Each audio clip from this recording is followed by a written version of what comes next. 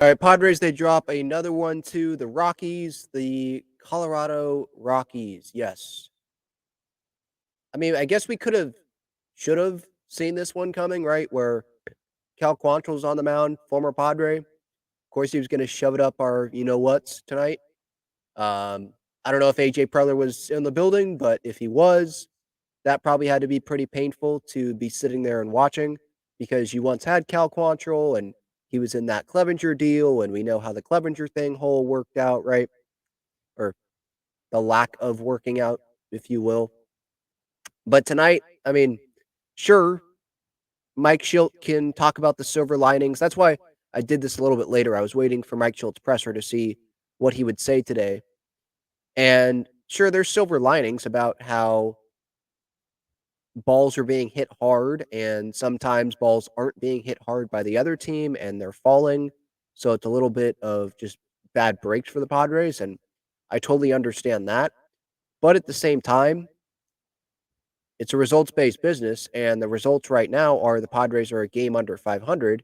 And sure, they've won 4 series in a row entering this series. They just won the Dodgers series. Things were good, and they're not in a terrible spot.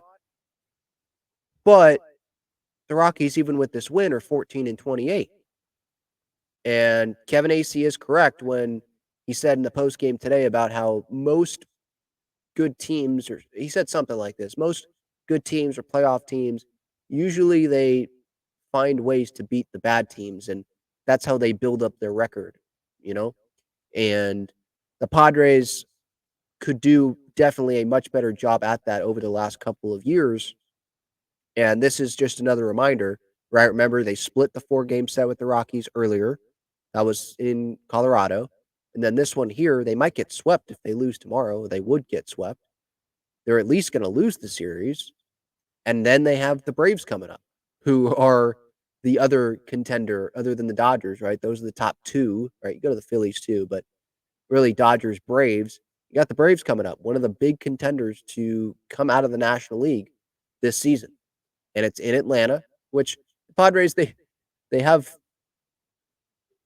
they have played fine on the road this year. But tonight, I mean, it was right out of the gate where just couldn't cash through on the opportunities. Ariz and Tatis have back-to-back singles. And it's like, all right, are the Padres going to get to Cal Quantrill? Quantrill, by the way, he had been pitching really good entering tonight, so maybe it shouldn't be that much of a surprise that this happened. But after the back-to-back singles, Cronenworth strikes out, and then Manny grounds into a double play. And guess what pitch he swung at? The first pitch. This one, I didn't agree with, where like last night I was fine with it. That might have been the best pitch that Manny was going to get in the plate appearance. I didn't think it was a terrible pitch. This one wasn't terrible, but it was at the bottom of the zone, I believe. And I think that maybe he could have gotten a better pitch in the at-bat. Rolls it over, double play there. Second inning, couple runners on, Profar walk, can't be single. Kim grounds out to second. So, right out of the gate there, first couple of innings, have opportunities. And Dylan Cease, he did his I mean, we want Dylan Cease to go 6 innings and not give up any runs when he's facing the Rockies, but technically, I mean, he still did his job. You want him to go 6, but I think he kept the Padres in the game. He didn't give up 3 runs while he was on the mound, but he was charged 3 runs. Gave up that homer to McMahon. Yeah, could have been a little bit better with the location there. But really today, what it comes down to for me is the missed opportunities from the Padres offensively, especially early in the game. And then in that 6th inning where it just unraveled. The double by Tovar, catcher's interference, Rogers single off of second base, which was a little bit unlucky, but that ball was hit hard. But then there were some that weren't hit very hard. And the Rockies just kept tagging on runs, excuse me. There was the dribbler to third. It's like, well, that's just another bad break for the Padres. There was the ball that got thrown, or not thrown, wild pitch with the Padres on base, and only 1 run, I believe, was able to score, not 2.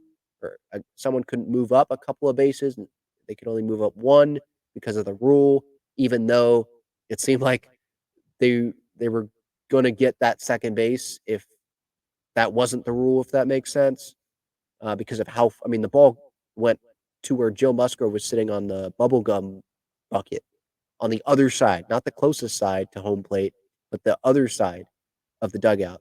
So, yeah, Schilt, he's correct when he has some of the, "Yeah, it was bad breaks," but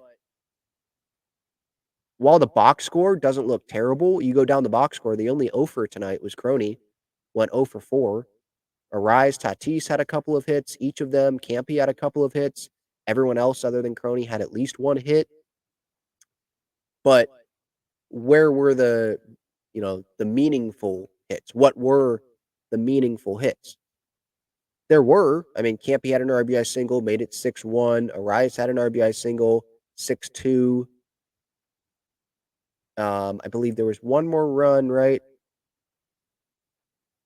Yeah, 6-3 obviously was the final.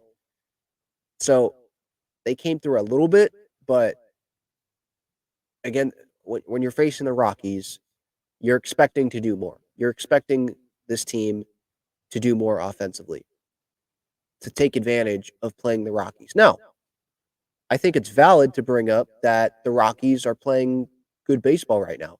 It's not about who you play necessarily, but when you play them. You could play a really good team that's on a losing streak and you catch them at the right time. You could play a bad team like the Rockies and they're on a winning streak. They just swept the team before coming in here and they're playing good baseball. And now they've won more games in a row this season than the Padres have. The Padres' best winning streak. I believe before this winning streak the Rockies went on, they had not won more than 2 games in a row. Or maybe they hadn't won 2 games in a row yet the entire season. But they're just on this run right now. And like there's some talent on the team, but when it comes down, like when all things are said and done, this Padres team, we think that they should be contenders, right? For a playoff spot. This team should be a postseason team. And to get there, they're making their jobs harder when you don't capitalize against the bad teams. As simple as that.